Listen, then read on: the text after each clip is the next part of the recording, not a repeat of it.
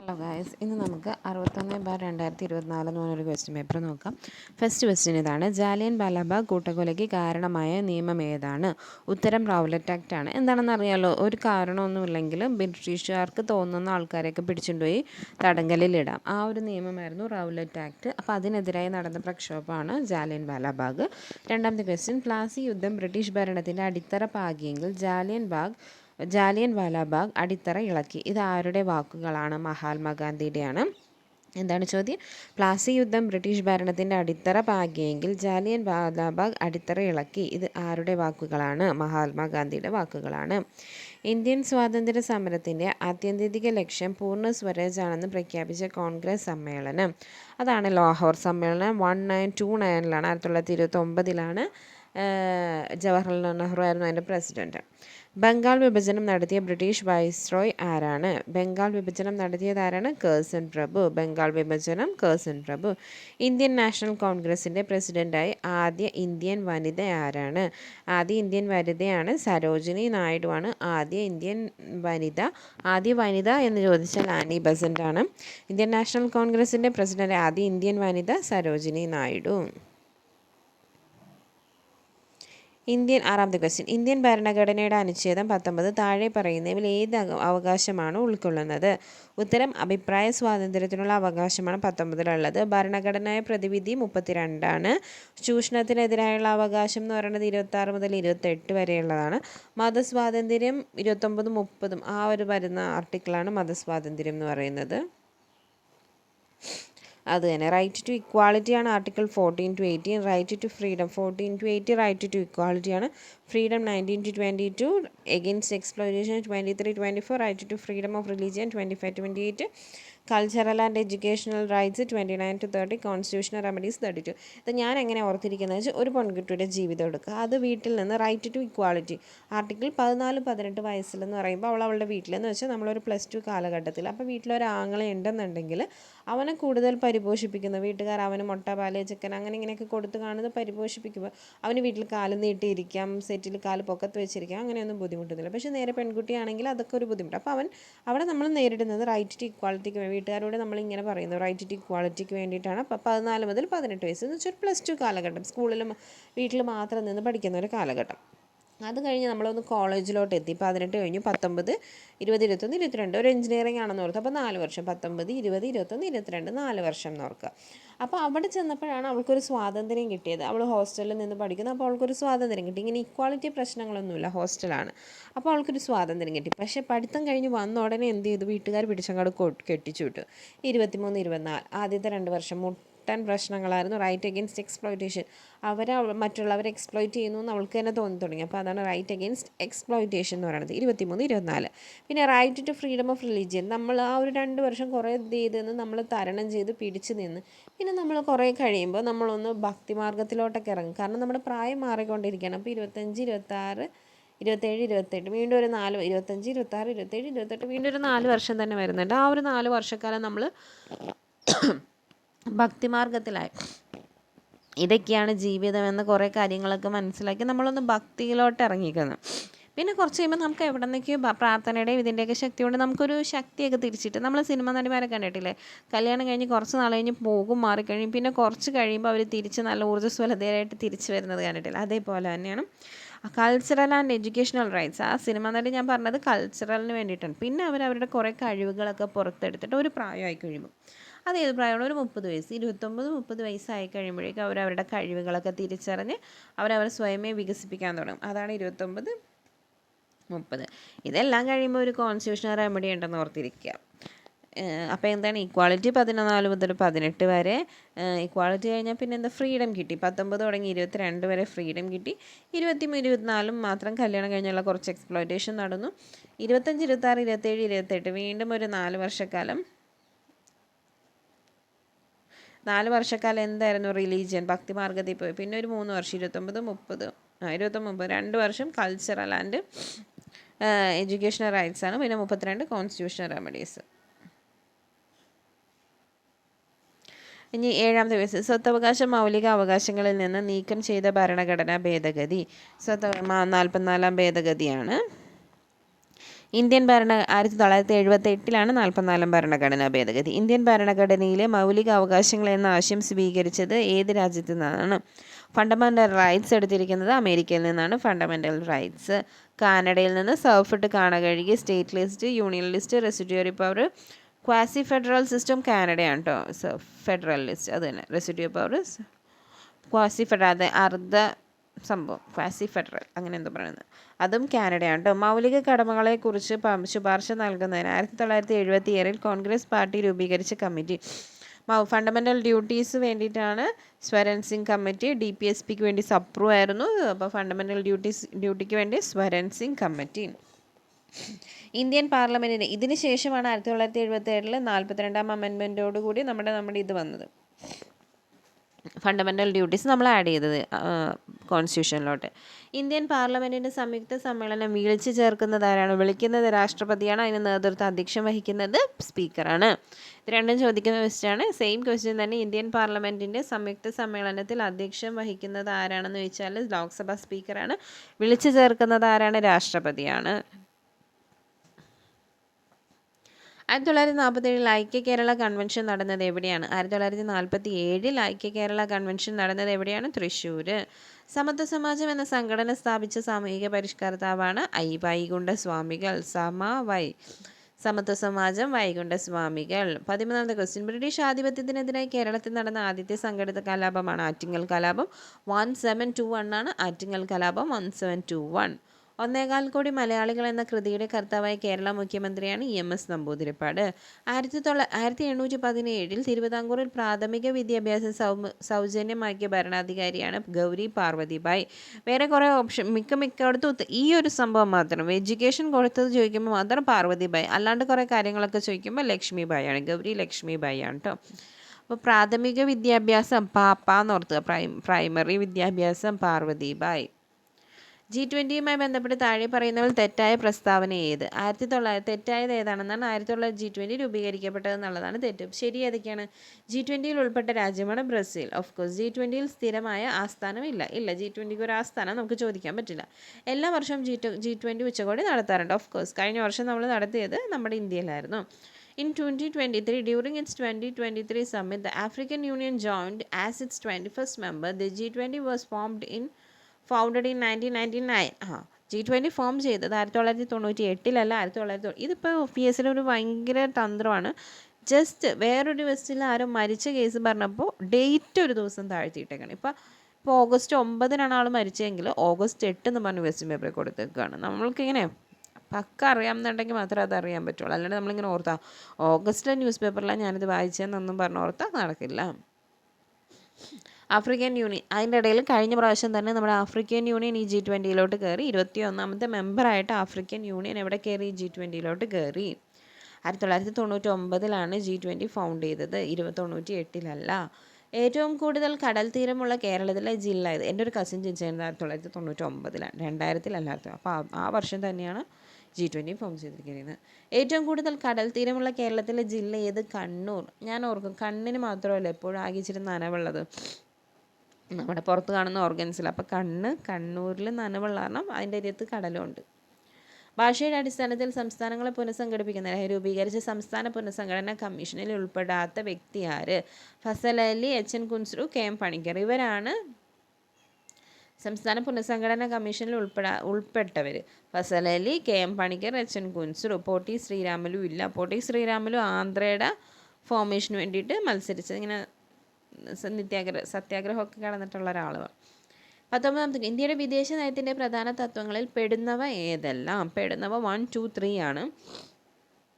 1 ചേരിചേരാ നയമായിരുന്നു ഇന്ത്യയുടെ നയം. സമാധാനപരമായ സഹവർത്തിത്വം. ഓഫ് കോഴ്സ് ഞങ്ങൾക്ക് തല്ലുപിടിക്കാനൊന്നും വയ്യ, സമാധാനമായിരുന്നു. ഒരുവിധം കഷ്ടപ്പെട്ടാണ് നമുക്കൊരു സ്വാതന്ത്ര്യം കിട്ടി. ഇനിയും പോയി പുറത്തുള്ളവരെ കൂടി തല്ലുപിടിക്കാൻ വയ്യ. ഐക്യരാഷ്ട്രസഭയിലുള്ള വിശ്വാസം. ഓഫ് കോഴ്സ് നമുക്ക് സഭയാണ്, കാരണം വിശ്വസിക്കാണ്ട് വേറെ വഴിയില്ല. നമുക്ക് അല്ലാണ്ടുള്ള ശക്തിയോ പവറോ ഒന്നുമില്ല. ഇപ്പോൾ US പോലെ അവർക്ക് സ്വന്തമായിട്ട് ശക്തിയും കാര്യം അങ്ങനത്തെ ഒരു ഇതുമില്ല. അപ്പോൾ നമുക്ക് UN വിശ്വസിക്കാൻ മാത്രമേ ഉള്ളൂ. അപ്പോൾ എന്തൊക്കെയാണ്? ചേരിചേരാ നയം, സമാധാനപരമായ സഹവർത്തിത്വം, ഐക്യരാഷ്ട്രസഭയിലുള്ള വിശ്വാസം. സ്വാശ്രയത്വം നമുക്ക് ഉണ്ടായില്ല ആ സമയത്ത്. സ്വയമേയുള്ള ആശ്രയം നമുക്ക് ആശ്രയിക്കാൻ നമ്മളെ തന്നെ പറ്റില്ലാത്ത അവസ്ഥയായിരുന്നു സ്വാശ്രയത്വം. 20ാമത്തെ ക്വസ്റ്റ്യൻ, രണ്ടാം ലോക മഹായുദ്ധവുമായി ബന്ധപ്പെട്ട് രൂപീകരിച്ച സൈനിക സഖ്യമായ അച്ചുതണ്ട് ശക്തികളിൽ ഉൾപ്പെട്ട രാജ്യങ്ങൾ ഏതെല്ലാം? അച്ചുതണ്ട് ശക്തിയിലാണ് ജർമ്മനി, ഇറ്റലി, ജപ്പാൻ. ആക്ച്വലി ഞാനിത് പഠിച്ചിട്ടുള്ളത് ജ എന്നുള്ള പറഞ്ഞാണ്. എല്ലാം ഈക്ക് അടിയിലുള്ളൊരു കുനിപ്പില്ല എന്നല്ലേ ഉള്ളൂ. അപ്പോൾ എല്ലാം ഒരേപോലെ ഇരിക്കുന്ന അക്ഷരങ്ങളാണ്. ഇത് സത്യം പറഞ്ഞാൽ എനിക്ക് ഏതാണെന്ന് അറിയില്ല. അച്ചുതണ്ട് ശക്തിയാണോ അച്ചുതണ്ട് സഖ്യമോ അങ്ങനെ എന്തോ രണ്ട് കാര്യങ്ങളില്ല, ഓപ്പോസിറ്റ് ഉണ്ടല്ലോ ഇവരുടെ ടീമിന്. അപ്പോൾ ഞാൻ ഓർത്തിരിക്കണം ജ വന്നാൽ വന്നാൽ ഇങ്ങനെ അങ്ങോട്ട് കൂട്ടി എഴുതാം. കൂടെയുള്ള ഓപ്ഷന് വേറെ ആരാണോ എക്സ്ട്രാ കിടക്കണത് അങ്ങനെ എഴുതാം. അപ്പോൾ ഞാൻ കഴിഞ്ഞ ദിവസം ഒരു ക്വസ്റ്റ്യൻ പേപ്പർ നോക്കിയപ്പോൾ അതിൽ കാണുന്നത് ജർമ്മനി, ഇംഗ്ലണ്ട്, ജപ്പാൻ എന്ന്. അപ്പോൾ നോക്കിയേ, ഞാൻ പിന്നെ ഞാനിങ്ങനെ ചിന്തിച്ചപ്പോഴാണ് ഒരിക്കലും ഇവരുടെ കൂടെ ഇംഗ്ലണ്ട് വരില്ലല്ലോ എന്ന് ചിന്തിച്ചപ്പോഴാണ് എനിക്ക് ക്ലിക്കായത്. വെച്ച് ഞാൻ നോക്കിയിരുന്നെങ്കിൽ ജർമ്മനി, ഇംഗ്ലണ്ട്, ജപ്പാൻ ഓക്കെ കറക്റ്റായിട്ട് എനിക്ക് തോന്നിയാണ്. കാരണം ആണ്. അപ്പോൾ ജർമ്മനി, ഇറ്റലി, ജപ്പാനാണ്. Axis powers consist of Germany, Italy, Japan and allies Britain, France. അതായത് ഇംഗ്ലണ്ട്, ഫ്രാൻസ്, കോമൺവെൽത്ത്. ബ്രിട്ടൻ്റെ കൂടെ വരുന്നതാണ് Commonwealth convention. USA, Soviet Union. അപ്പോൾ ആരൊക്കെയായിരുന്നു? ബ്രിട്ടൻ ഉണ്ട്, ഫ്രാൻസ് ഉണ്ട്, US ഉണ്ട്, SU ഉണ്ട്. അങ്ങനെ ഓർക്കാം. US ഉണ്ട്, SU ഉണ്ടെന്ന് ഓർക്കാം. അത് തന്നെ. യുണൈറ്റഡ് സ്റ്റേറ്റ്സും സോവിയറ്റ് യൂണിയനും. ബ്രിട്ടനും ഫ്രാൻസും ബെസ്റ്റ് ഫ്രണ്ട്സ് ആയിരുന്നു. ആര്? USഉം SUയും. ബ്രിട്ടൻ, USഉം SUയും സോവിയറ്റ് യൂണിയനും ബെസ്റ്റ് ഫ്രണ്ട്സും. ഒന്ന് അതാണ് എന്ത്? പവേഴ്സും അലയൻസ് സംഖ്യയും അല്ലേ, അച്യുതൻ്റെ സഖ്യം. ബെസ്റ്റ് ഫ്രണ്ട്സ് ബ്രിട്ടനും ഫ്രാൻസും USഉം SUയും. ഓക്കെ, അപ്പം അങ്ങനെ ഓർത്തിരിക്കാം. ഇതെനിക്ക് എപ്പോഴും ഇങ്ങനെ മാറിപ്പോകുന്നതാണ്. ഏത് രാജ്യത്ത് നടപ്പാക്കിയ ദേശീയ ആസൂത്രണത്തിൻ്റെ മാതൃകയാണ് ഇന്ത്യൻ ആസൂത്രണ കമ്മീഷൻ സ്വീകരിച്ചത്? ഓഫ്കോഴ്സ് നമുക്കറിയാം, പഞ്ചവത്സര പദ്ധതി എടുത്തിരിക്കുന്നത് സോവിയറ്റ് യൂണിയനാണ്. മിസൈൽ മാൻ ഓഫ് ഇന്ത്യ എന്ന് വിശേഷിപ്പിക്കപ്പെടുന്ന വ്യക്തി ആരാണ്? APJ അബ്ദുൽ കലാമാണ്. കാലുകൾ കൊണ്ട് വാഹനം ഓടിക്കുന്നതിന് ലൈസൻസ് ലഭിച്ച ഏഷ്യയിലെ ആദ്യ വനിതയാണ് Lulu Mall Marriott Thomas. Jilumol Marriott Thomas ആണ്. നിങ്ങളെല്ലാവരും പത്രത്തിലും എല്ലായിടത്തും കണ്ടിട്ടുള്ളതായിരിക്കും. 2023 ഏഷ്യ കപ്പ് ക്രിക്കറ്റ് ടൂർണമെൻറ്റിൻ്റെ ഫൈനലിൽ ഇന്ത്യയെ പരാജയപ്പെടുത്തിയത് ഏത് രാജ്യത്തെ ടീമിനെയാണ്? 2023 ഏഷ്യ കപ്പ് ക്രിക്കറ്റ് ടൂർണമെൻറ്റിൻ്റെ ഫൈനലിൽ ഇന്ത്യ പരാജയപ്പെടുത്തിയത് ഏത് രാജ്യത്തെ ടീമിനെയാണ്? ശ്രീലങ്ക. ഏഷ്യ കപ്പിൽ ഇന്ത്യ പരാജയപ്പെടുത്തിയത് ശ്രീലങ്ക. വലിപ്പത്തിൽ ലോകരാജ്യങ്ങളിൽ ഇന്ത്യക്ക് എത്രാമത്തെ സ്ഥാനമാണ് ഉള്ളത്? 7ാം സ്ഥാനം. കേരള മത്സ്യബന്ധന വകുപ്പ് ഇപ്പോൾ കൈകാര്യം ചെയ്യുന്ന മന്ത്രിയുടെ പേരെന്ത്? മത്സ്യബന്ധന വകുപ്പ് കൈകാര്യം ചെയ്യുന്നത് ആരാണ്? മന്ത്രിയുടെ പേര് സജി ചെറിയാൻ. കേന്ദ്ര മിനിസ്റ്റേഴ്സിനെയും കേരള മിനിസ്റ്റേഴ്സിനെ എന്തായാലും പഠിച്ചു വെച്ചേക്കണം കേട്ടോ. കർണാടകയും തമിഴ്നാടുമായി ചേരുന്ന വയനാടിൻ്റെ അതിർത്തിയിൽ 2 ഭാഗങ്ങളിലായി ചിതറിക്കിടക്കുന്ന വന്യജീവി സങ്കേതത്തിൻ്റെ പേരെന്ത്? കർണാടകയും തമിഴ്നാടുമായി ചേരുന്ന വയനാടിൻ്റെ അതിർത്തിയിൽ 2 ഭാഗങ്ങളിലായി ചിതറിക്കിടക്കുന്ന വന്യജീവി സങ്കേതത്തിൻ്റെ പേരാണ് മുത്തങ്ങ വന്യജീവി സങ്കേതമാണ് ഇങ്ങനെ ചിതറിക്കിടക്കുക. അപ്പോൾ ഒരു മത്തങ്ങ എടുത്ത് അങ്ങോട്ട് നിലത്തോട്ടിട്ട് ഒറ്റയേറെ പറഞ്ഞപ്പോഴേക്കും എന്തൊരു പൊട്ടിപ്പോയി. അപ്പോൾ അങ്ങനെ ഓർത്തിരുന്നാൽ മതി. മുത്തങ്ങ. 19ാമത് ഏഷ്യൻ ഗെയിംസ് നടന്ന രാജ്യമാണ് ഹാങ്ഷു, ചൈന. ചൈനയിലെ ഹാങ്ഷു എന്ന് പറഞ്ഞ സ്ഥലത്താണ് 19ാമത് ഏഷ്യൻ ഗെയിംസ് നടന്ന രാജ്യം ഹാങ്ഷു, ചൈന. കേരളത്തിലെ ഏറ്റവും നീളം കൂടിയ നദി ഏതാണ്? പെരിയാർ. ഇന്ത്യയുടെ ധാന്യപുര എന്നറിയപ്പെടുന്ന ഭൂപ്രദേശം ഉത്തര മഹാസമുദ്രം, നോർത്തേൺ. ഉത്തര മഹാസമുദ്രമാണ് ഇന്ത്യയുടെ ധാന്യപുര എന്നറിയപ്പെടുന്ന പ്രദേശം. കേരളത്തിലെ ഏറ്റവും വലിയ ശുദ്ധജല തടാകം ശാസ്താംകോട്ട, കൊല്ലം. കടൽ തീരമുള്ള കേരളത്തിലെ ജില്ലകളുടെ എണ്ണം എത്ര? 9. കടൽ തീരമുള്ള കേരളത്തിലെ ജില്ലകളുടെ എണ്ണം 9. ഇന്ത്യയിലെ ഏറ്റവും വലിയ പീഠഭൂമി ഏതാണ്? ഇന്ത്യയിലെ ഏറ്റവും വലിയ പീഠഭൂമിയാണ് ഡെക്കാൻ പീഠഭൂമി. ഈ ഡെക്കാൻ പീഠഭൂമിയുടെ ഒരു ഭാഗമാണ് നമ്മുടെ വയനാട് പീഠഭൂമി. ഇന്ത്യയിലെ തെക്കേയറ്റമായി കണക്കാക്കുന്നത് താഴെ തന്നിട്ടുള്ളവയിൽ ഏതാണ്? തെക്കേയറ്റം 34ാമത്തെ ക്വസ്റ്റ്യൻ, പ്രസിദ്ധമായ ശബരിഗിരി ജലവൈദ്യുത പദ്ധതി ഏത് നദിയിലാണ്? പമ്പ നദിയിലാണ്. ശബരിഗിരി ജലവൈദ്യുത പദ്ധതി പമ്പ നദിയിലാണ്.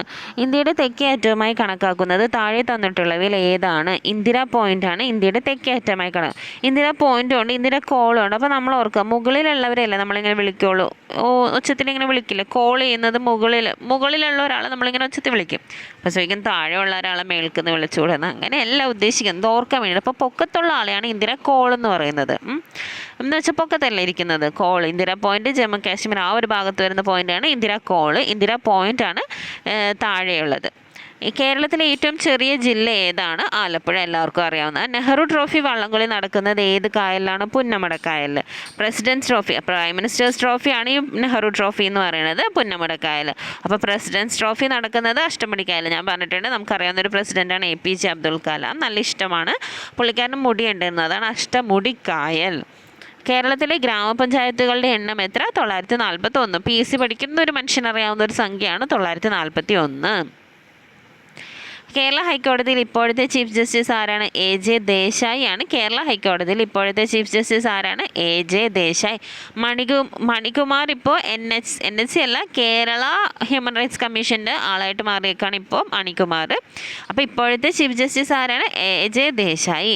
പശ്ചിമഘട്ടത്തിലെ സംരക്ഷിത വനപ്രദേശമായ പാലക്കാട് ജില്ലയിൽ സ്ഥിതി ചെയ്യുന്ന പ്രസിദ്ധമായ ദേശീയോദ്യാനം ഏതാണ്? സൈലന്റ് വാലിയാണ് പശ്ചിമഘട്ടത്തിലെ സംരക്ഷിത വനപ്രദേശമായ പാലക്കാട് ജില്ലയിൽ സ്ഥിതി ചെയ്യുന്ന പ്രസിദ്ധമായ ദേശീയോദ്യാനം സൈലന്റ് വാലി.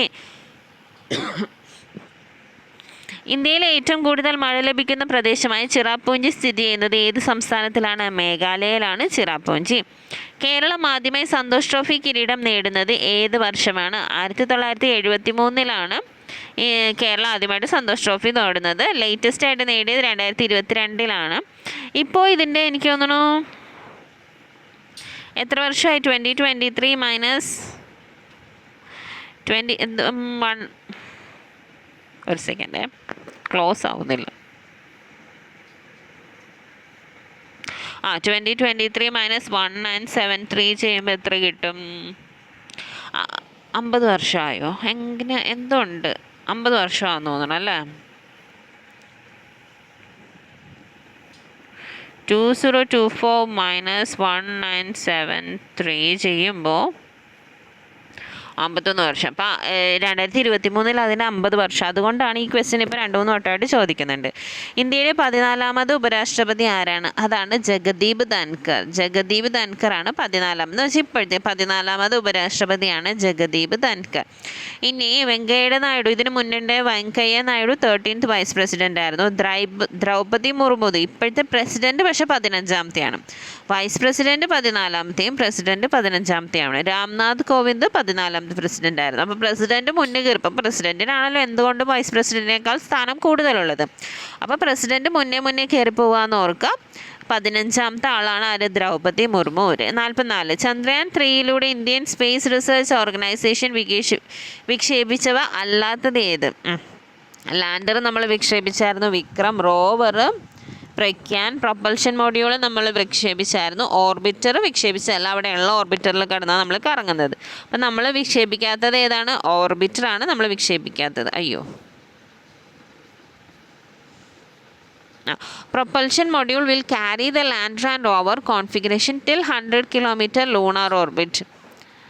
പ്രൊപ്പൽഷൻ മൊഡ്യൂളാണ് ഈ ലാൻഡറിനെയും റോവറിനെയും ക്യാരി ചെയ്യുന്നത്. അതാണ് പ്രൊപ്പൽഷൻ മൊഡ്യൂൾ എന്ന് പറയുന്നത്. താഴെ പറയുന്നവയിൽ അമൃത ഷെർഗിലിൻ്റെ ചിത്രം ഏതാണ്? അമൃതയുടെയാണ് ഗ്രാമീണ ജീവിതം. അമൃത ഷെർഗിലിൻ്റെ ആയിരുന്നു ഗ്രാമീണ ജീവിതമായിരുന്നു അമൃത ഷെർഗിലിൻ്റേത്.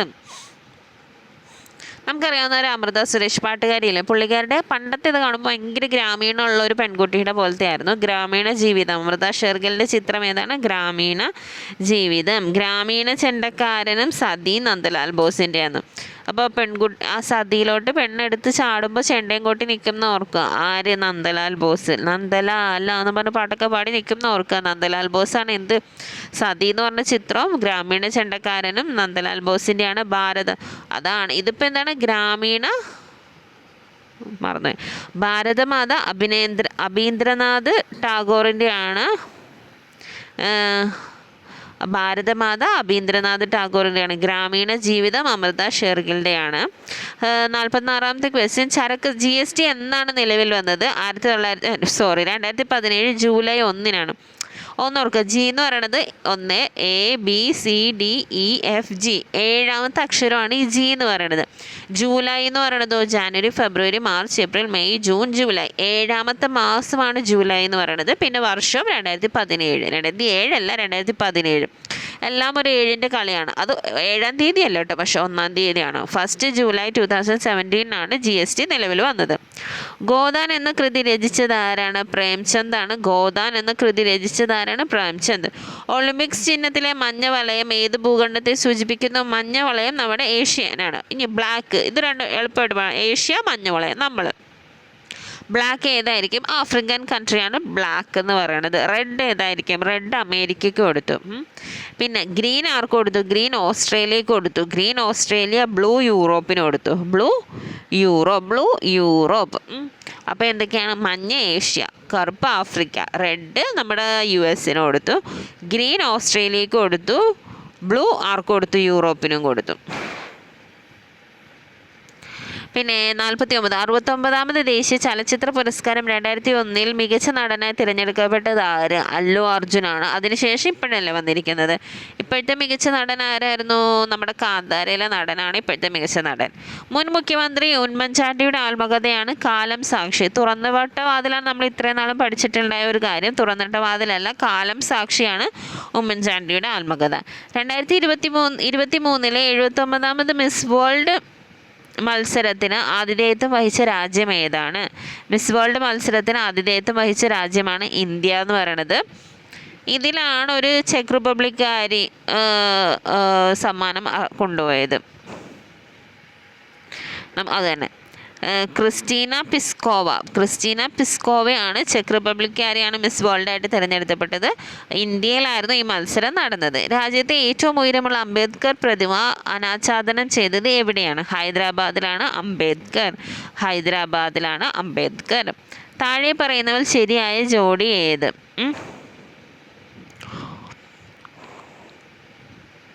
ഉളിപ്പല്ല് ആഹാര വസ്തുക്കൾ ചവച്ചരയ്ക്കാൻ അല്ല.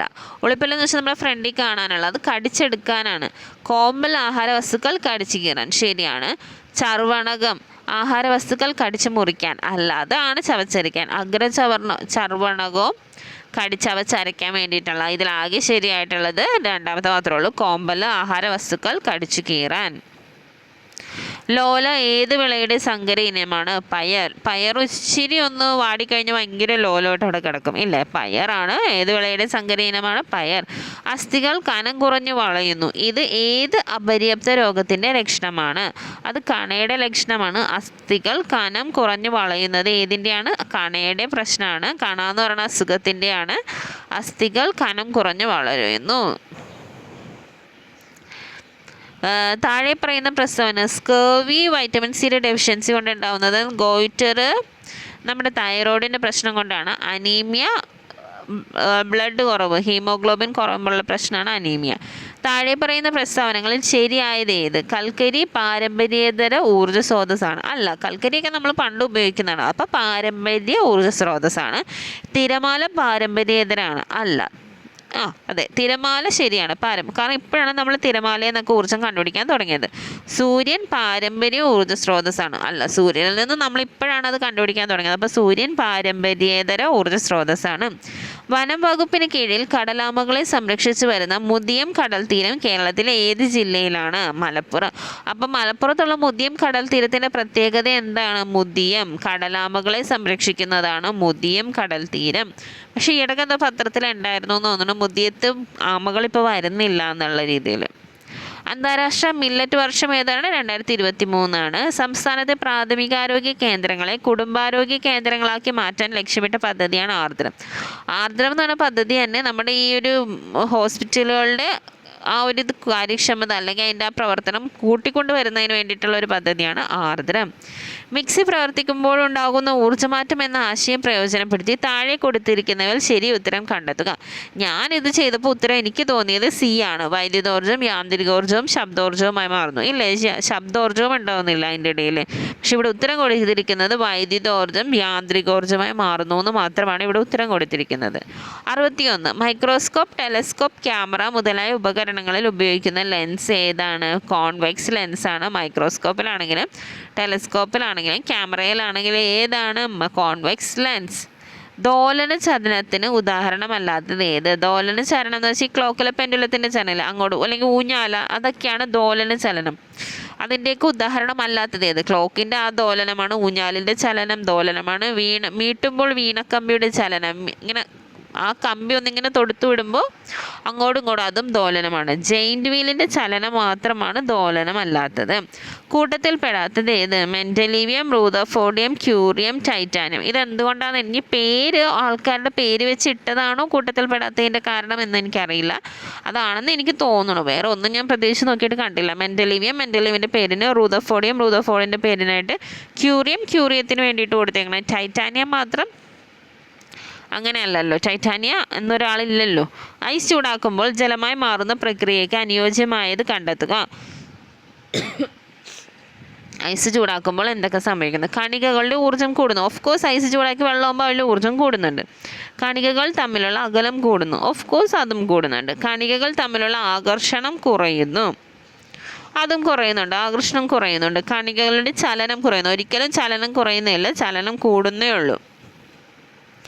ലോകത്തിലെ ഏറ്റവും വലിയ പരീക്ഷണാത്മകമായ ന്യൂക്ലിയർ ഫ്യൂഷൻ റിയാക്ടറായ JT60SA ഔദ്യോഗികമായി പ്രവർത്തനം ആരംഭിച്ചത് എവിടെ? ലോകത്തിലെ ഏറ്റവും വലിയ പരീക്ഷണാത്മകമായ ന്യൂക്ലിയർ ഫ്യൂഷൻ റിയാക്ടറായ JT60SA ഔദ്യോഗികമായി പ്രവർത്തനം ആരംഭിച്ചത് എവിടെയാണ്? ജപ്പാനിലാണ് അത് തുടങ്ങിയത്.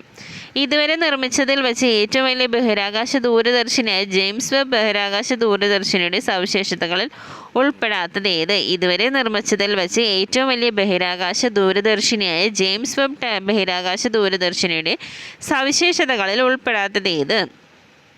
ഹബിൾ ദൂരദർശിനിയുടെ പരിധിയേക്കാൾ 100 മടങ്ങ് മങ്ങിയ വസ്തുക്കളെ നിരീക്ഷിക്കാൻ കഴിയും. ഉപഗ്രഹങ്ങൾ, ഗ്രഹങ്ങൾ, ചിഹ്നഗ്രഹങ്ങൾ, ധൂമകേതുക്കൾ എന്നിവയെ പരിശോധിക്കാൻ കഴിയും. താരപഥങ്ങളുടെ രൂപീകരണം പഠിക്കുകയും നിരീക്ഷിക്കുകയും ചെയ്യുന്നു. വെബ് ദൂരദർശിനി ഭൂമിക്ക് ചുറ്റും നിശ്ചിത ഓർബിറ്റിൽ കറങ്ങിക്കൊണ്ടിരിക്കുന്നു. അങ്ങനെ കറങ്ങിക്കൊണ്ടിരിക്കുന്ന ഒരാളല്ല ആര്? നമ്മുടെ വെബ് ദൂരദർശിനി. 67ാമത്തെ ക്വസ്റ്റ്യൻ, ഒറ്റപ്പെട്ടത് കണ്ടെത്തുക. ക്ഷയം, എലിപ്പനി, ഡിഫ്തീരിയ. ഇതെല്ലാം എന്താണ്? ബാക്ടീരിയയുടെ വൈറസാണ്. ചിക്കൻ ബോക്സ് മാത്രമാണ് എന്ത്? വൈറസ് രോഗം ചിക്കൻ ബോക്സ് ആണ്. നിപ്പ വൈറസിൻ്റെ പ്രകൃതിയായുള്ള വാഹക ജീവിയാണ് വവ്വാൽ. ഇൻസുലിൻ്റെ ഉൽപ്പാദനം നടക്കാത്തത് മൂലമോ ഉൽപ്പാദിപ്പിക്കുന്ന ഇൻസുലിൻ പ്രവർത്തിക്കാത്തത് മൂലമോ ഉണ്ടാകുന്ന രോഗാവസ്ഥയാണ് ഡയബറ്റിസ് മെലിറ്റസ്. രക്തത്തിലെ ഹീമോഗ്ലോബിൻ്റെ ഉൽപ്പാദനത്തിന് സഹായിക്കുന്ന മൂലകം ഇരുമ്പ്. രക്തസമ്മർദ്ദം അളക്കാൻ ഉപയോഗിക്കുന്ന ഉപകരണത്തിൻ്റെ പേരെന്ത്? സ്പിഗ്മോ മാനോമീറ്റർ. കേരളത്തിലല്ല, രക്തത്തിൽ കൊഴുപ്പിൻ്റെ അളവ് കൂടിയാൽ ഉണ്ടാകാൻ സാധ്യതയില്ലാത്ത അവസ്ഥ ഏതാണ്? അതിറോസ്ക്ലിയറോസിസ് വരാം, പക്ഷാഘാതം വരാം, ഹൃദയാഘാതം വരാം. പ്രമേഹമാണ്. കൊഴുപ്പ് കൂടിയാൽ പ്രമേഹം വരില്ല. എയ്ഡ്സ് രോഗത്തിന് കാരണമായ HIV ഏത് രക്തകോശത്തെയാണ് ബാധിക്കുന്നത്? അത് ലിംഫോസൈറ്റിനെയാണ് എയ്ഡ്സ് രോഗം ബാധിക്കുന്നത്. ഏതിനെയാണ്? ലിംഫോസൈറ്റ്. കാരണം അത് നമ്മുടെ പ്രതിരോധ ശക്തിക്ക് വേണ്ടിയിട്ടുള്ളതാണ് ലിംഫോസൈറ്റ്. സ്കൂൾ വിദ്യാർത്ഥികൾക്ക് അയൺ ഫോളിക് ആസിഡ് ഗുളിക വിതരണം ചെയ്യുന്ന സർക്കാർ പദ്ധതിയുടെ പേരെന്ത്? WIFS എന്നാണ് ആ പദ്ധതിയുടെ പേര്. ഫോളിക് ആസിഡ് ഗുളിക കൊടുക്കുന്ന പദ്ധതിയുടെ പേര് WIFS, weekly iron and folic acid supplementation. അതാണ് അതിൻ്റെ full form, weekly iron and folic acid supplementation. കുട്ടികളിൽ ഒളിഞ്ഞിരിക്കുന്ന കുഷ്ഠരോഗങ്ങൾ കണ്ടെത്താൻ കേരള സർക്കാർ ആവിഷ്കരിച്ച പദ്ധതിയുടെ പേരെന്ത്? കുട്ടികളിൽ ഒളിഞ്ഞിരിക്കുന്ന കുഷ്ഠരോഗങ്ങൾ കണ്ടെത്താൻ കേരള സർക്കാർ ആവിഷ്കരിച്ച പദ്ധതിയുടെ പേരെന്ത്? ബാലമിത്ര. ബാലമിത്രയാണ് കുഷ്ഠരോഗം കണ്ടെത്താൻ വേണ്ടിയിട്ടുള്ളത്, ബാലമിത്ര. താഴെ പറയുന്നവയിൽ ഏത് മാർഗത്തിലൂടെയാണ് എയ്ഡ്സ് രോഗം പകരുന്നില്ല?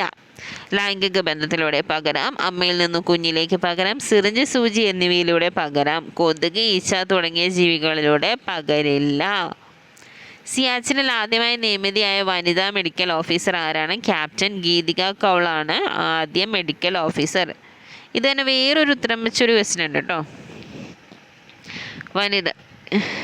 വേറൊരു പേര്. ആദ്യമായി നിയമിതയായ വനിതാ മെഡിക്കൽ ഓഫീസറാണ് captain Geetika Kaul. National crime records ബ്യൂറോയുടെ റിപ്പോർട്ട് പ്രകാരം ഏറ്റവും സുരക്ഷിതമായ ഇന്ത്യൻ നഗരം എന്ന ബഹുമതി നേടിയ നഗരം ഏതാണ്? കൊൽക്കത്ത. ഇതും റിപ്പീറ്റ് അടിച്ച് ചോദിച്ചേക്കുന്നതാണ്. സംസ്ഥാന സർക്കാരിന് കീഴിലുള്ള ആദ്യത്തെ സ്പൈസസ് പാർക്ക് ആരംഭിച്ചത് എവിടെ? സംസ്ഥാന സർക്കാരിന് കീഴിലുള്ള ആദ്യത്തെ സ്പൈസസ് പാർക്ക് തുടങ്ങിയതാണെന്ന് പറയാം, തുടങ്ങനാടാണ് ആദ്യ സ്പൈസസ് പാർക്ക്, തുടങ്ങനാട്. ഓൺലൈൻ ഗെയിമുകൾക്ക് സർക്കാർ ഏർപ്പെടുത്തിയ നികുതി എത്ര ശതമാനമാണ്? 28%. ഓൺലൈൻ ഗെയിമുകളുടെ നികുതി 28. 81 to 100 വരെ മാത്സ് ആണെന്നാണ് എൻ്റെ വിശ്വാസം. അപ്പോൾ എല്ലാവരും ഒന്ന് ചെയ്ത് നോക്കുക. അപ്പോൾ ഓൾ ദി ബെസ്റ്റ്. ബൈ. 10